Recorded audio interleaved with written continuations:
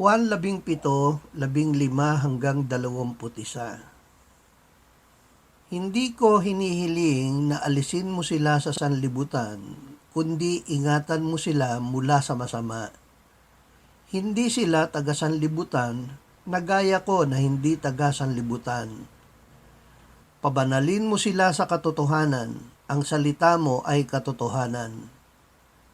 Kung paano ako'y iyong sinugo sa sanlibutan, sila ay sinugo ko rin sa sanlibutan. At dahil sa kanila'y pinabanal ko ang aking sarili, upang sila naman ay pabanalin sa katotohanan.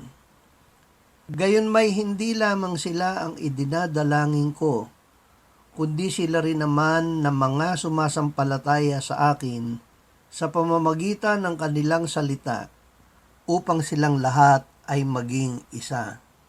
Gaya mo, Ama, na nasa akin at ako'y sa iyo, sana sila'y manatili sa atin upang ang sanlibutan ay sumampalataya na ako'y sinugo mo. Banal sa gitna ng sanlibutan. Ang sabi ng Panginoong Hesus, tayo ay hindi taga-sanlibutan, bagamat tayo ay nasa sanlibutan. Paano tayo makapamumuhay na banal? Sumunod kay Kristo na isinugo ng Ama sa sanlibutan. Ibigay sa Kanya ang buong pagkatao upang manahan sa Kanya kung paanong si Jesus ay nanahan sa Ama.